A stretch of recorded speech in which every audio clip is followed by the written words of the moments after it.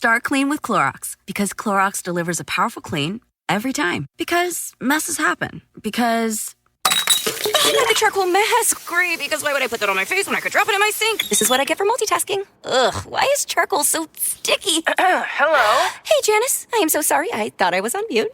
No, we don't need to reschedule. I'll just stay off camera. Ooh, yeah, that happens. So start clean with Clorox. Use Clorox products as directed. Meet the next generation of podcast stars with SiriusXM's Listen Next program, presented by State Farm. As part of their mission to help voices be heard, State Farm teamed up with SiriusXM to uplift diverse and emerging creators. Tune in to Stars and Stars with Issa, as host Issa Nakazawa dives into birth charts of her celeb guests. This is just the start of a new wave of podcasting.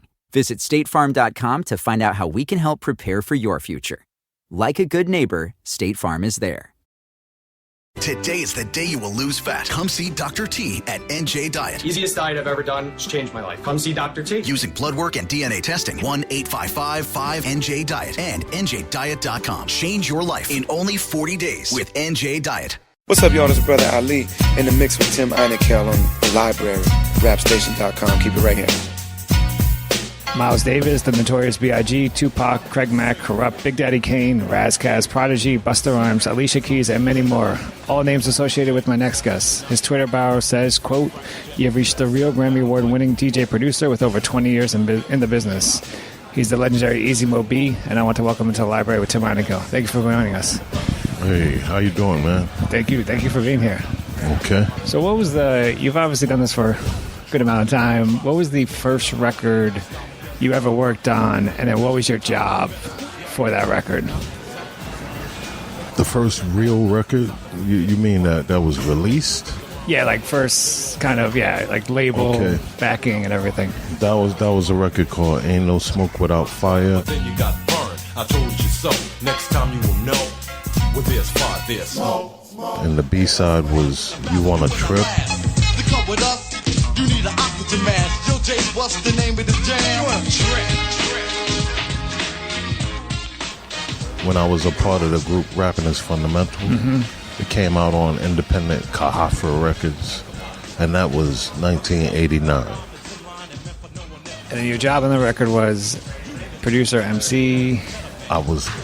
everything? I played a couple of roles. I was producer, I was MC, I was background doo-wop vocalist, because Riff, what we did was doo-wop. We did something called doo-hop. Right. Meaning doo-wop mixed with hip-hop. It was doo-wop singing, harmonizing, mixed together with rap and the hip-hop beats. It was pretty creative at the time. As a matter of fact, we were ahead of our time. Because what we were doing wasn't really accepted in that year, and no longer than a year or two later on NWA, they're singing hooks. Right. And we started to see it creep up into the R&B hip-hop, as what we call it now, everything. So, yeah, that would be the first record. Is that what you guys wanted to happen, to have that influence on, or were you hoping that someone would take it and kind of like not do the same thing, Well, the fact that people kind of took from what we were doing, of course we were flattered, but we were the ones who wanted to really be real successful with it and jump it all off. One of the bigger successful moments that we had in doing the doo-hop was on the doo-bop Miles Davis album. Right. We were singing and rapping on there, and I think that was one of the biggest points for us that we got exposed. Also on Tupac, also too. We were singing on Temptation. I want to talk about those two artists soon, but so when did you make the kind of the hop right into producing?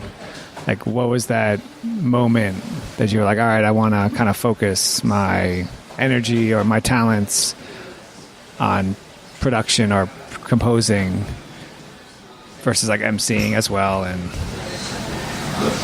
well, I entered into the game as an artist at the same time as I did a producer, but of course I wanted to be an independent producer also too. So the riff, the Rapping is Fundamental thing lasted from inception, somewhere around 86, up to about 2000. Now, from 89, from the first release, that Ain't No Smoke Without Fire release, up to, I'd say, like about, actually, 2 years, 1 year after that.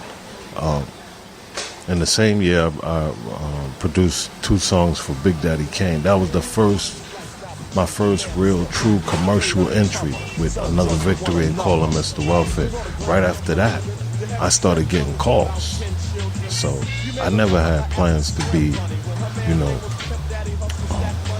what you would call only belonging to the group. Right. Anyway, I'd always planned to be an independent producer, and after that Big Daddy Kane project, oh man, the requests started rolling in. So how did you get the call from Big Daddy Kane in the first place? Like, how did that connection happen between you two? I got the call from Big Daddy Kane because, first of all, in the group it was me, A.B. Money,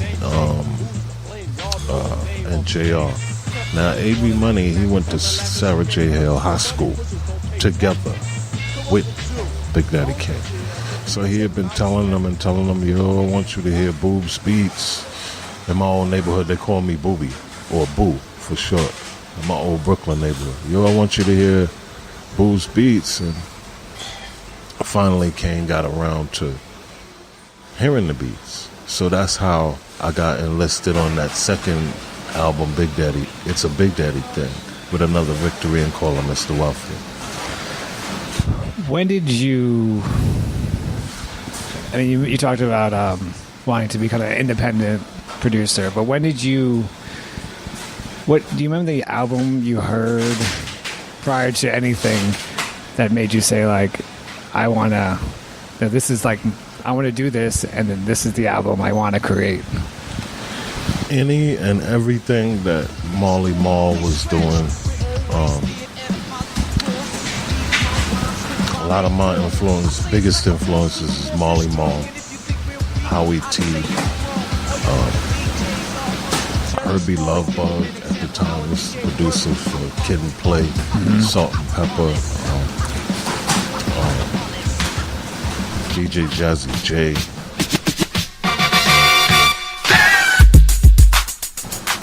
I just felt like what I heard them doing, I knew that I could do it. And all I needed was to get some equipment. So after I bought that first equipment, with the money that I made from the Big Daddy Kane project, that was it from there on. Was everything for you self-taught, or were you like, did you have mentors to kind of like guide you and teach you some of the equipment that you were buying? A mixture of watching and kind of paying attention to the instructions with the equipment, and from there I took it on my own,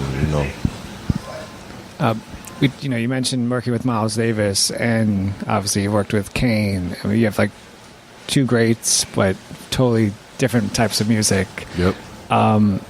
Is there like a common artistic trait that they have that kind of, for you as a producer, like makes you know when you work with them or when you worked with them that something's going to happen? Miles Davis and who? And Kane. Just like, like I know they're different genres, but kind of that work, maybe a work ethic, or their mind is just like constantly thinking of something that just blows you away. I saw more similarities between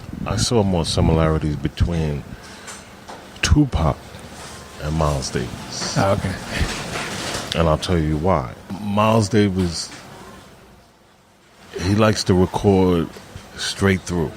Of course, like play his horn. In other words, no punches. Play all the way straight through. All right. Now, when I recorded with Tupac, he was the same way. As a matter of fact, he screamed on the engineer for it. For punching? Yeah, and Miles Davis did the same thing. So my engineer got screamed on twice. because Miles Davis was doing the song together with us, the Doo-Bop song, that record, the Doo-Bop song. So it's set up, which is kind of like against the grain of what he did. He played freeform. Songs didn't always have structure. Right. But when he did this song with us, it was like his verse of playing, hook, verse.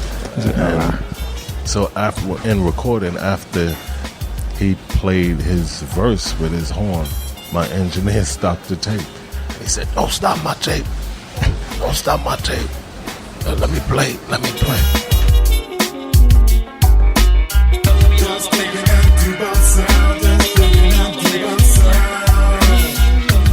Okay, so I go into the studio with Tupac. Tupac raps his first verse. Engineer stops the tape. Again, Tupac says the same thing. "Don't shut my tape off. Don't keep the tape going." I'm like, oh, it's crazy. Like you said, two totally different textures of an artist, but they both responded the same way. And I kind of respect that especially about Tupac, because when a lot of rappers, they come to the studio, they're not prepared. They just want to punch everything. Right. Nah, this guy, his breath control was immaculate. You can't rap 3 straight verses of a song and not be able to have some kind of breath control or sense of endurance. And that was just the way he was. That's the way he did it. So if any similarities between two artists, the first I ever got to see was between the two of them.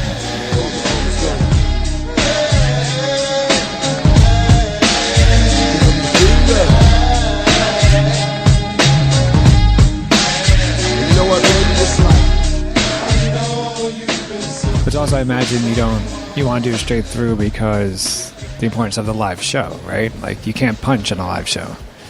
You have to be able to do 3 verses. If you're a real artist, you should be prepared to do that anyway, live on a stage. When Miles Davis approached you about producing his album, what was your first reaction? And what was that meeting like? Well, at first I thought it was supposed to just be a couple of tracks. But then as we were going along, he liked the way it was coming out. He said, "I want you to do the whole thing." I couldn't believe it. I'm like 3 projects into my career. I just stepped in the door. You know what I mean? And I'm like about maybe my 3rd project in, and I'm producing Miles Davis. That was amazing. I couldn't believe it. My understanding is that Miles passed away in the middle of the project, or before the completion of the album, and you were tasked with having to complete the album. How did you talk to some producers, engineers that have been tasked with the similar things where they created albums post death, and it's because and you talk to them and they're like, "Oh, I really knew the artist. I felt like he or she was there with me at all times, guiding me." That. Did you feel that comfortable at that time that you could complete an album that would be kind of Miles Davis approved? I didn't want to interrupt your statement, but we actually recorded 6 full songs together. Okay. And when he passed away, that's when the manager approached me and he said, "Look, Easy, we have 2 songs from the Warner Brothers vault. The idea is for you to remix those. That will make 8. And then they said, we're going to take Mystery and create a reprise of it. So that makes 9. So to them, at minimum, that was a complete album, and that's what they went with. So to be honest, he recorded 80% of the album while he was alive, before he passed away. It was only those 2, and those 2 was High Speed Chase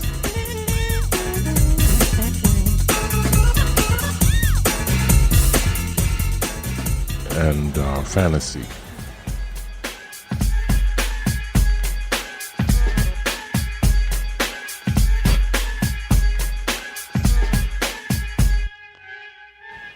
That we didn't record together. Those are the only two. But the rest of everything, oh yeah, we did that together. Was that the plan? I mean, I was curious. How many tracks were? If he didn't pass away, how many tracks were supposed to actually be on the album? Or was that more? It sounds like more up to the label at that time. We had no idea. We were just recording. And one thing that kind of sat in me when he passed away is because I remember when we were in the studio, he pulled me to the side and he said, "Hey, you want to go on the road with me?" I said, "You serious?" And I pointed to the SP1200. I said, "With that?" He said, "Yeah, bring it." So just imagine if he stayed alive. I would have had a SP1200 on stage with Miles. That would have been crazy. That would have been amazing.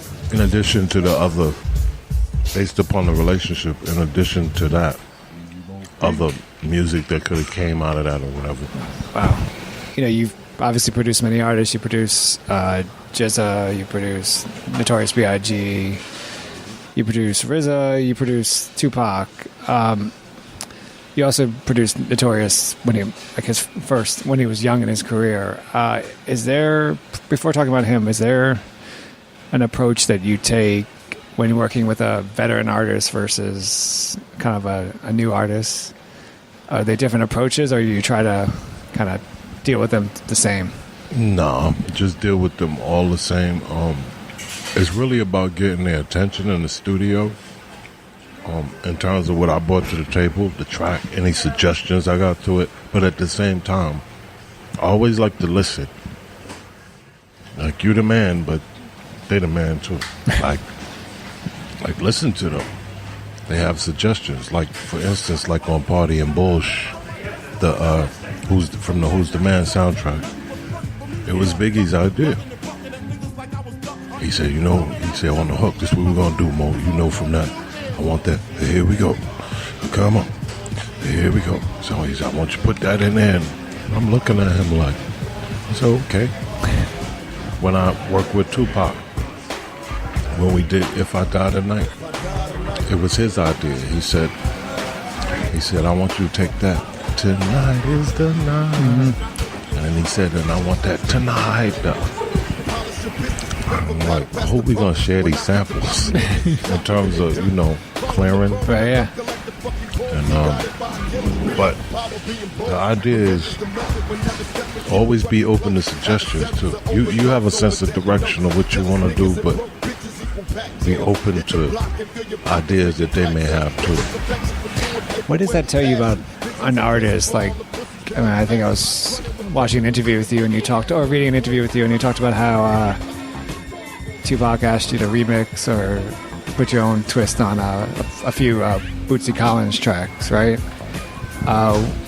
But what does that tell you? What did that tell you as first meeting Tupac? What does that tell you as an artist about him? That's saying, wow, he's telling me to do, telling me to mix this. Like, what does that mean to you?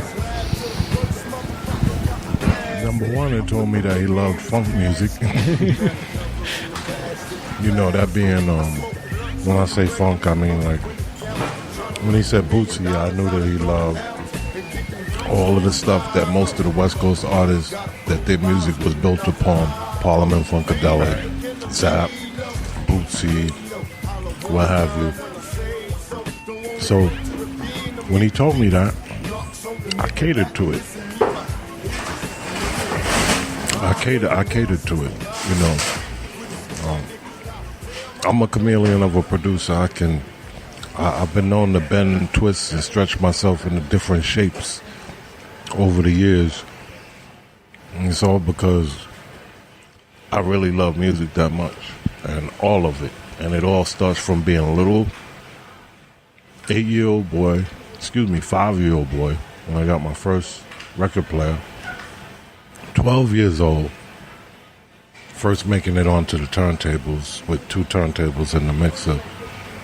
And in growing up, this record collection that even to this day, it continues to amass. So you got to imagine everything that's in there: jazz, funk, rock, of course, hip hop, disco, reggae. I had a lot of loves and a lot of influences when it comes to the music, and it's all because of the records, all because of the music. When you work with someone like RZA, who's also a producer as well, what is that dynamic like in terms of, I know, kind of two producers in the studio together? Does he kind of take steps back a little bit as a producer, or are you kind of discussing a lot of stuff with him as a producer? At that time right there, the name of the track was called Sexcapades. It was on Tommy Boy Records in 1990. I remember it clearly. He was a up-and-coming budding producer himself. So,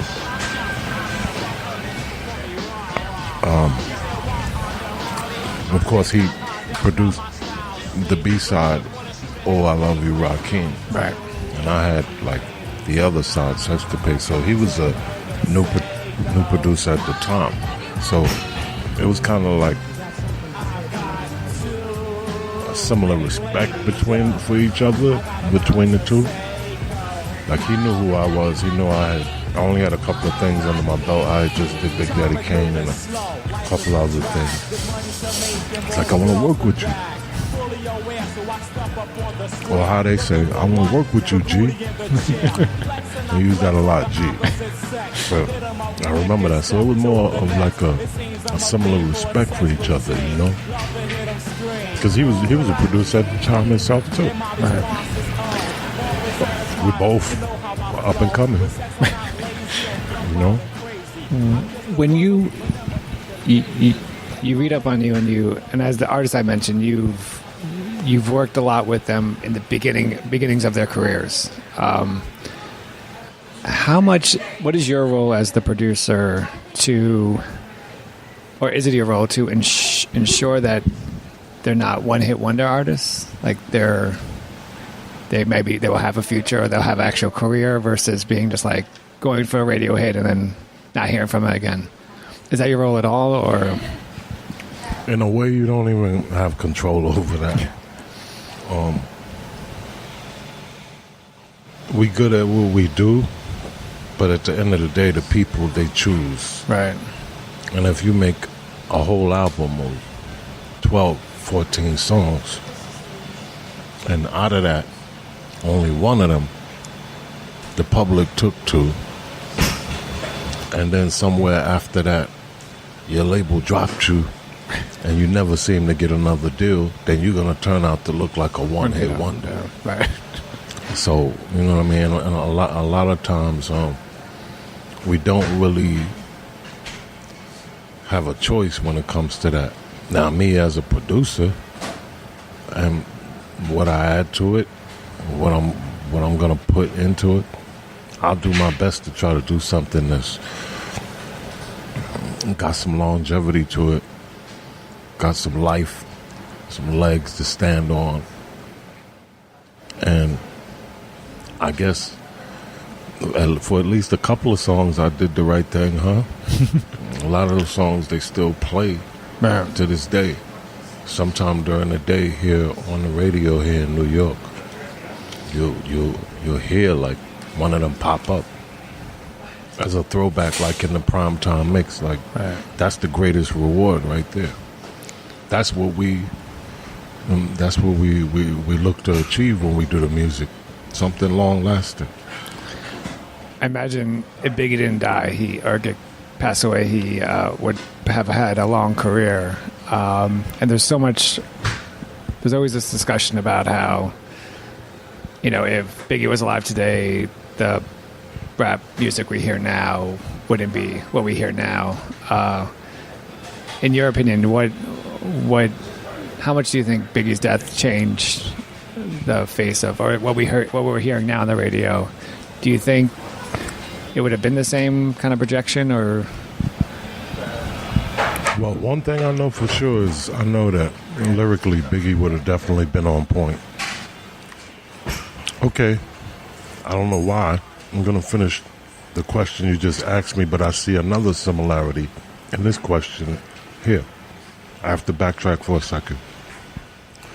I did see a similarity with Big Daddy Kane and somebody else. Biggie. Because they both were good with words. Yeah.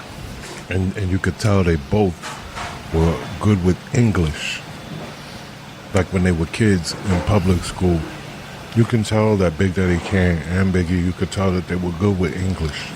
It's the way the vocabulary and the way they put the words together. And so, but getting back to the original question that made me backtrack, if Biggie was alive today,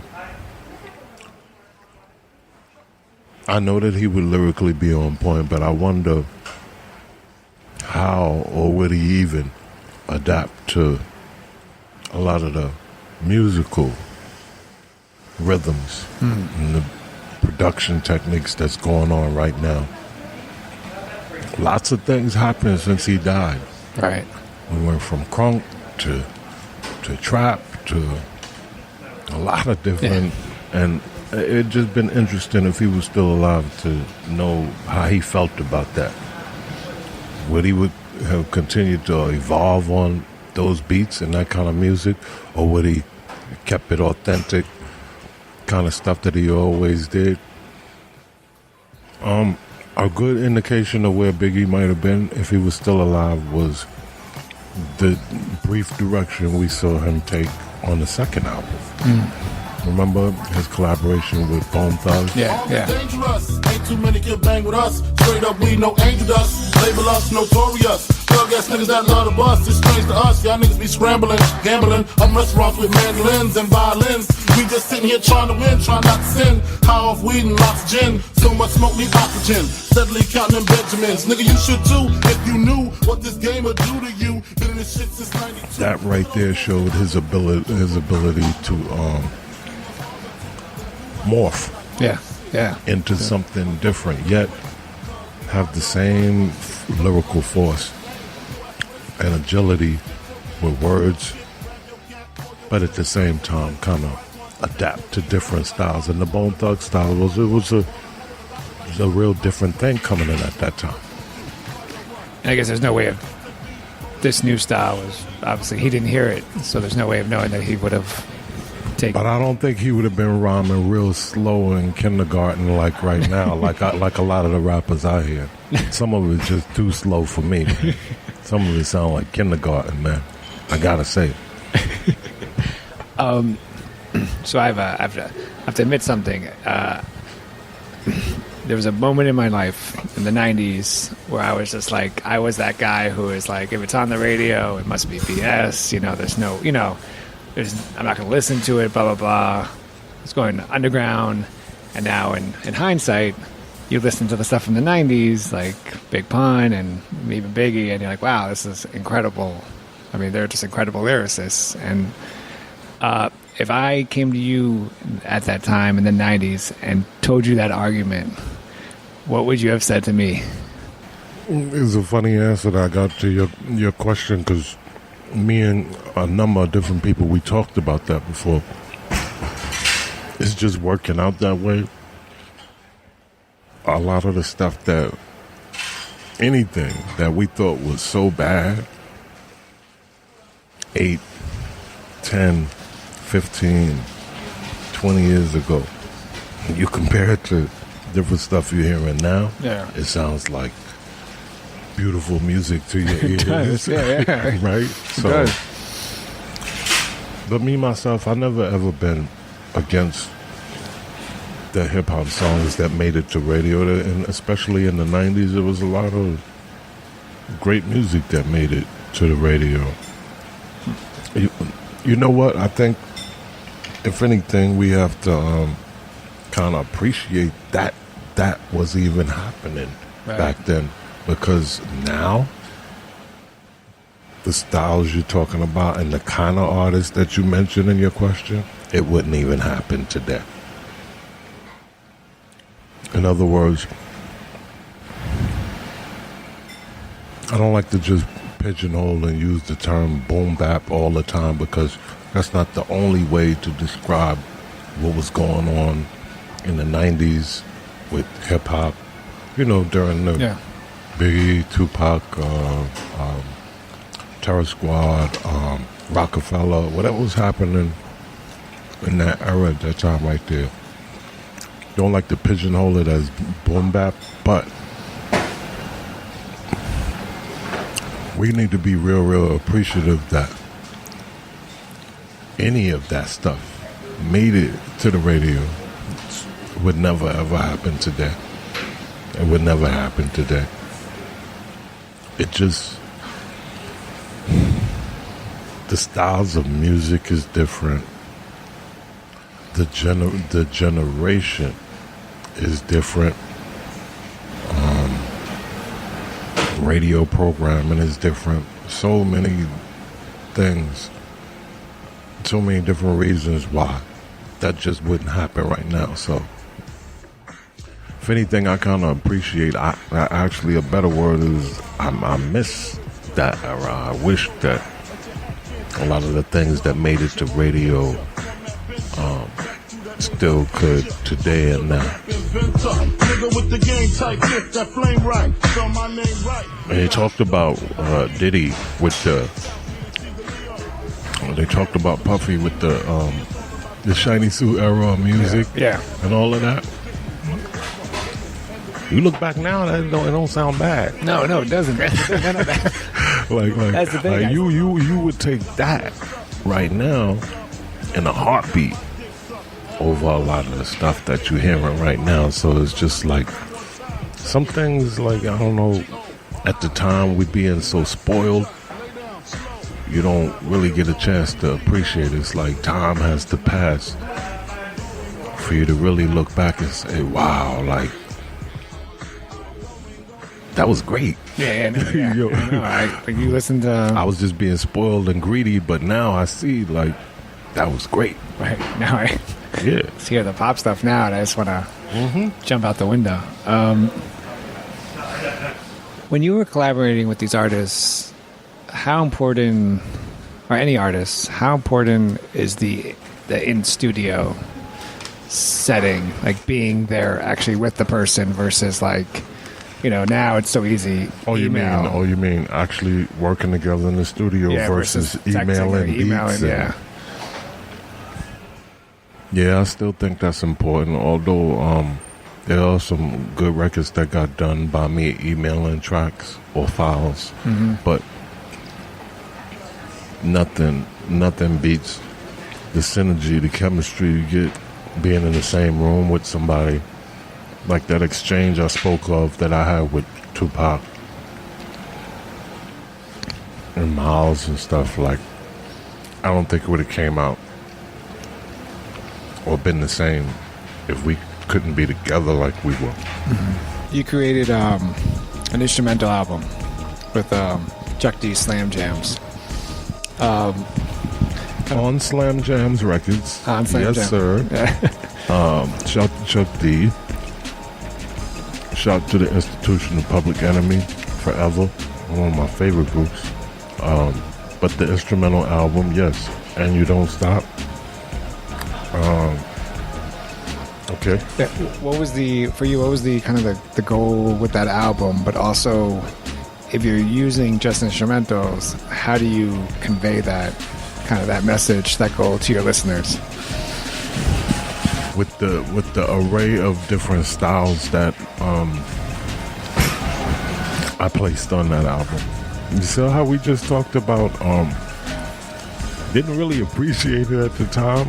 I say maybe 10 years from now, somebody will look back and they'll say, yo, where was I? Why I didn't hear this? Why I wasn't paying attention? I don't know. It's only our job to just make music and just keep moving. Keep making, keep moving. Keep making and keep moving. But is that also kind of what you want? Like, kind of, is it better to get the appreciation now and then have the listener move on, or get the appreciation? Yeah. It's kind of equal to that artist from a small town in Tennessee who made like a local hit that barely scraped the bottom of the top 100, top R&B 100 back then. But say like a new artist today will come along, discover that gem, sample it, put it into their music. And now the thing that was dusty and forgotten about, never got recognized, now it's like picked up. It's almost like treated like a piece of gold that got dusted off and reintroduced to everybody. So that's how that's the most positive way that I have to looking at anything that I did that people sleep on and they don't get it today. You know, later on somebody will catch on to it. In other words, I said all of that to say, and this was my original reason for making music, I would love to leave behind what I call old 45s. You know, you dig through your parents' old 45s, and they take that and they bring that into something new.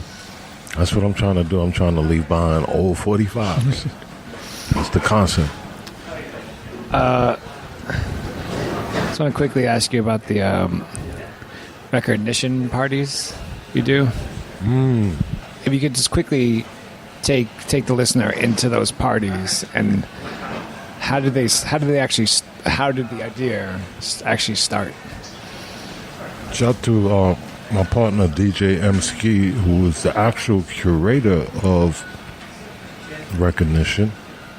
I was only supposed to be his first guest. The idea was he was going to have a guest DJ with him because it was a monthly party. He would have a guest DJ every month. So he chose me as the first guest. The first party went so well, he called me back a few days later and asked me, yo, man, would you mind doing this on a regular with me? And I said, sure, no problem. And he said, for real? Like he couldn't believe it, like Easy Mo B had time to do. No, but the reason why I said sure, no problem is because I really love vinyl and playing my records that much. And from being busy producing and all of the stuff that takes up my time, every chance I get to spin the vinyl, it's a real pleasure, man. Like I said, I've been collecting records since 8 years old. And besides the spare time that I have, or when I'm sampling them, what other real chance do I get to share this stuff? So recognition was perfect. You've done this for a while. You have produced obviously a lot of music. A couple of questions. Is there one track, one sample maybe, or beat you made, or even album that you kind of look back and are kind of amazed that the album was created and that you were a part of it? Of course, the Miles Davis album. Now, if you want to talk about a track, a beat, excuse me for the chewing sounds, because I done got so comfortable here with the interview and I'm eating and talking, but Busta Rhymes, Everything Remains Raw. I bring your food like Florence. Run up in your grip like my name was search warrants. Shut your mouth, nigga, don't you complain. Fix you up, mix you with cut like cocaine. Man, listen, I know you probably even heard that song 1,000 times before. I don't know wherever you pull it up on YouTube or wherever, or if you got the single at home, man, go back and listen to the instrumental of that track. Either I was like seriously high or I was seriously high. No, seriously, that track, there's so much beautiful stuff going on in there. bandages on pussy from miscarriages. Yo, watch me bring the newest recipe. Fuck you up quick and condemn you all with leprosy. Let me get you with flows that come various. Send you home and make you lie about your area. If I had to like approximate the number of tracks across the board, when you spread them out across the board that I use, man, I can hear at least anywhere from 17 to almost 20 tracks. Wow. And minimum 24 tracks. I mean, for a decent board. I mean, who takes up that amount of space on the board for tracks? I mean, you gotta leave some room for the vocals, for the person that's actually rapping or singing on the track. But no, seriously, go back and, if you can, listen to the instrumental of that, of Everything Remains Raw. Make you feel my proton, neutron, and electron. Yo, I be the number one icon. Word to the Holy Quran. I rock on and on.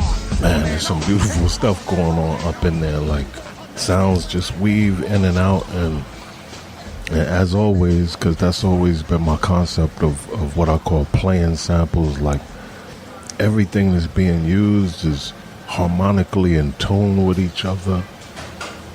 You know, because for me, I never would just take a sample and just put it into a beat. You know, when you're stacking sounds and you adding on, to me, it's always had to fit. Like, whatever sound I put in there, I gotta tweak it. I gotta fine tune it to harmonically till it's in tune with everything else. Mind you, I ain't got no formal music training or anything. Everything I've done since the beginning of time is just by ear, man. You gotta really think about that. I produced an entire Miles Davis album by ear. That's incredible. No formal music training. It's just like my ear has always told me what's right and what's wrong. Yeah. So is it like that? Yeah, some artists that like a sixth sense, so to say, like you get the feel. You could say that. Something like.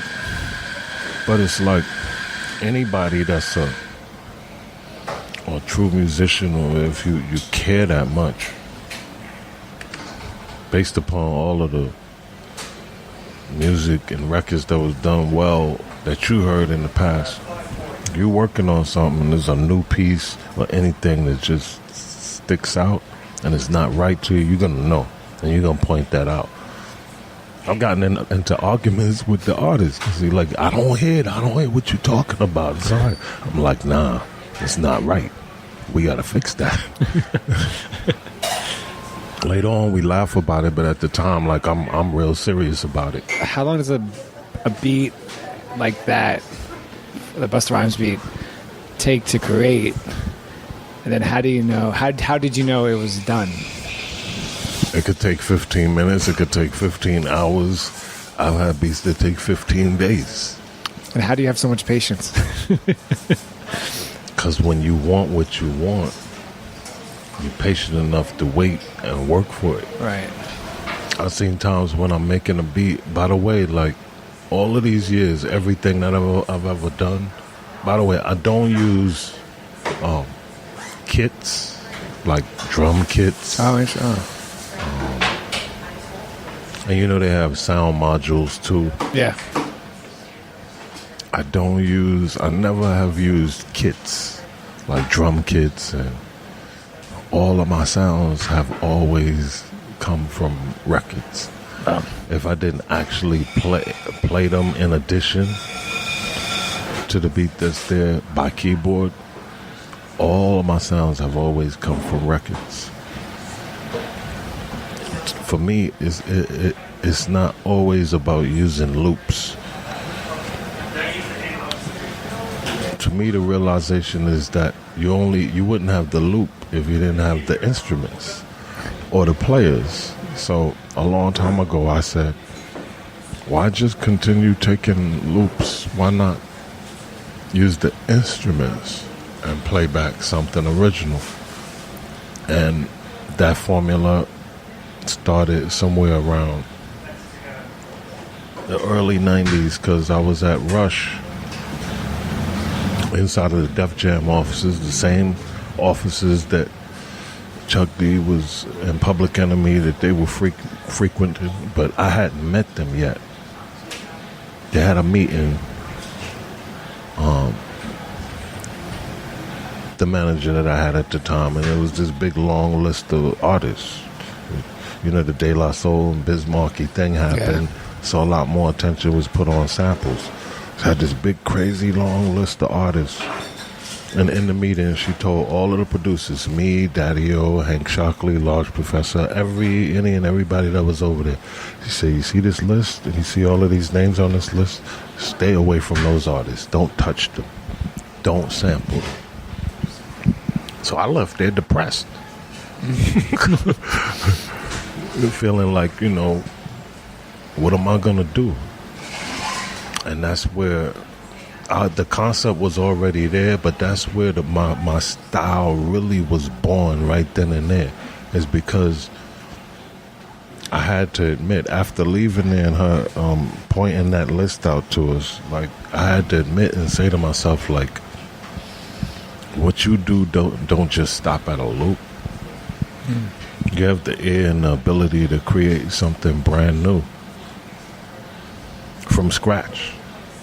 And I was like, you like using records? How about instead of sampling loops, straight loops all the time, how about sample instruments? Yeah.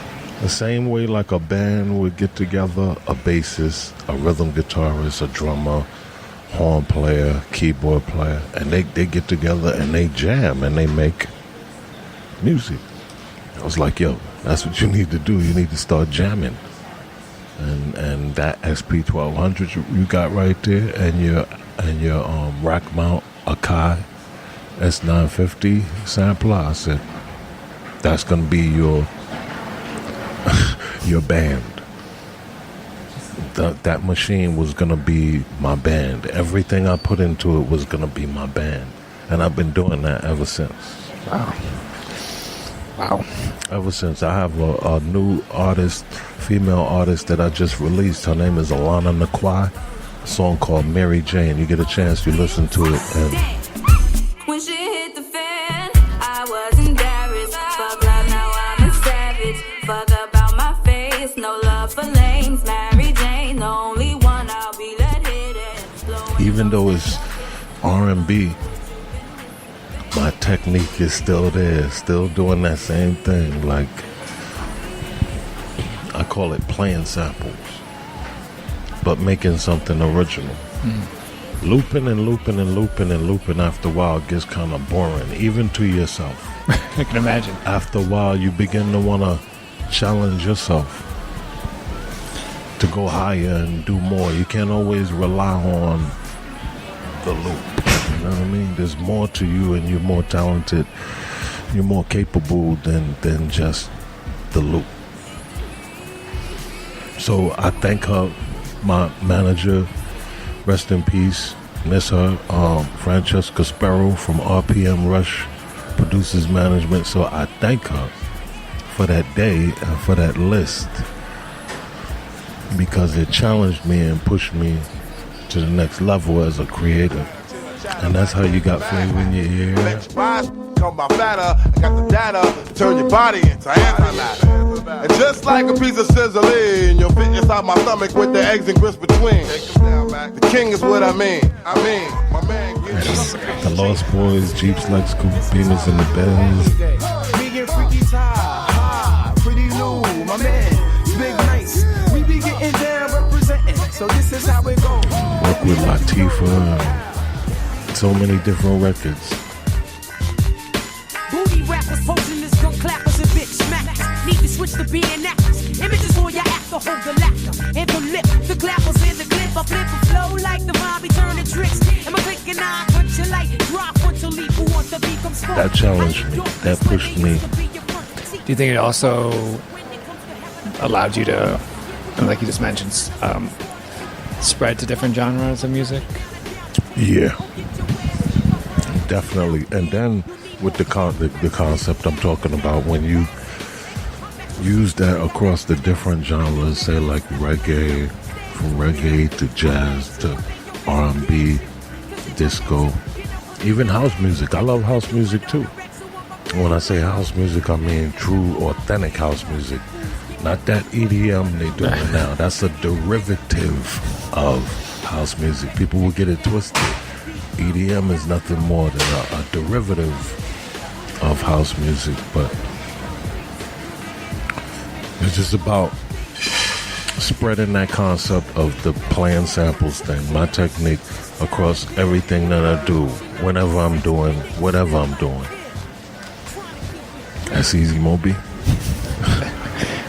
Legendary Easy Moby. An honor to have you on the library till a minute ago. Thank you so much for joining me. Oh man, thanks.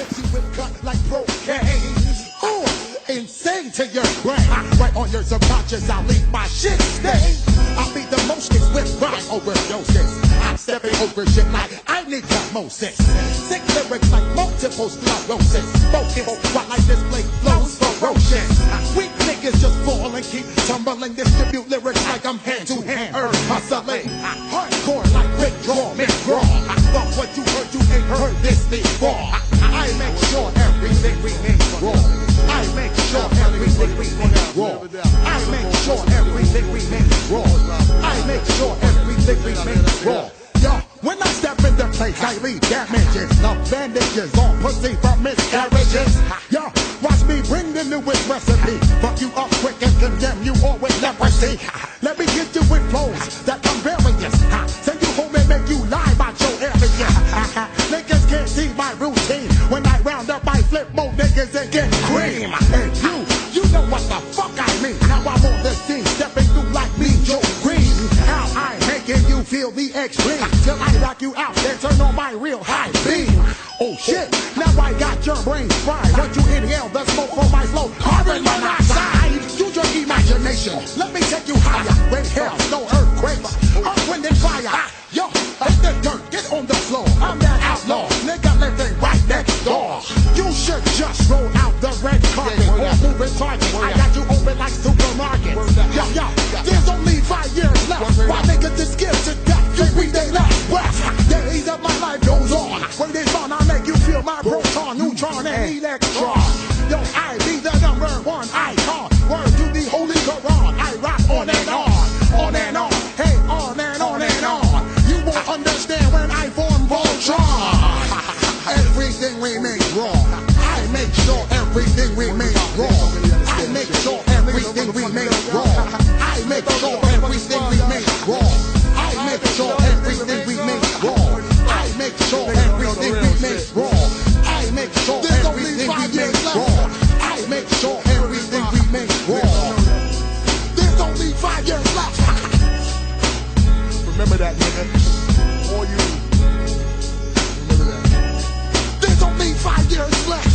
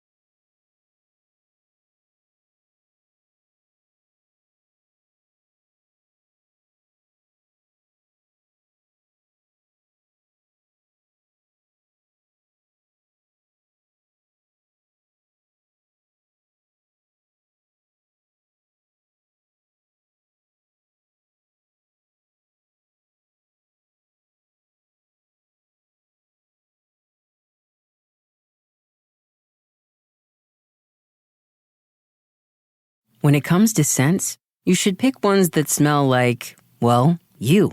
Target gets it, which is why they offer a range of personal care products with fragrances for everyone. Be true to floral you with Dove Peony and Rose Body Wash. Live your fresh life with Degree Ultra Clear Deodorant. Express your decadent side with Love Beauty and Planet Coconut Shampoo. This spring, choose care that brings you joy beyond labels. Pick up new favorites at a Target near you or online at Target.com.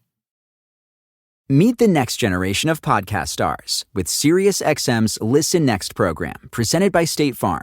As part of their mission to help voices be heard, State Farm teamed up with SiriusXM to uplift diverse and emerging creators. Tune in to Stars and Stars with Issa, as host Issa Nakazawa dives into birth charts of her celeb guests. This is just the start of a new wave of podcasting. Visit statefarm.com to find out how we can help prepare for your future. Like a good neighbor, State Farm is there.